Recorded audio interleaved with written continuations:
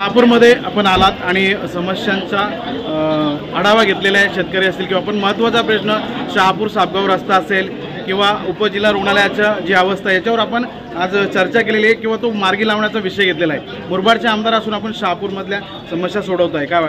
महाराष्ट्राचा आमदार आहे, पहिल्यांदा हा लक्षात ठेवा। केवळ मुरबाड मतदारसंघात निवडून येतोय, पण विधिमंडळाचा सदस्य महाराष्ट्रात काम करतोय आणि ती माझी जबाबदारी म्हणून मी शहापूरला नेहमीच येत असतो।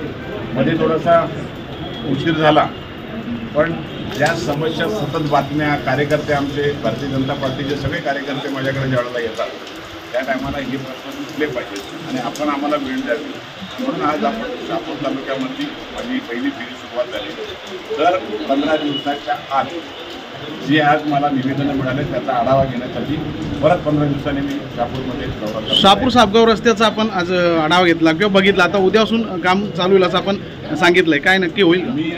मला आज यायचं होतं, मी त्या अधिकाऱ्यांच्या बरोबर सविस्तर चर्चा केली।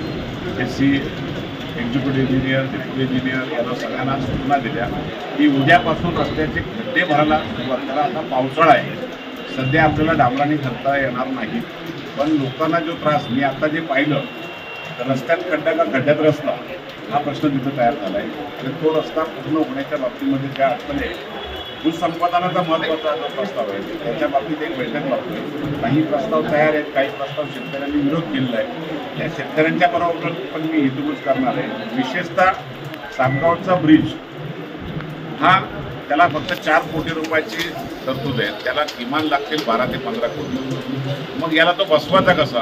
तो MSRDC बरोबर बैठक घेऊन आणण्यापेक्षा समृद्धीला जोडणारा हा रस्ता असल्यामुळं त्याला करणं गरजेचं आहे। तर समृद्धीला सुद्धा विनंती केली जाईल आणि त्यांच्या माध्यमातून तो रस्ता आणि ब्रिज व्हावा असं आंदोलनकर्त्यांनी आज आपल्याला निवेदन दिलंय, येत्या काही दिवसात आंदोलन करणार होते।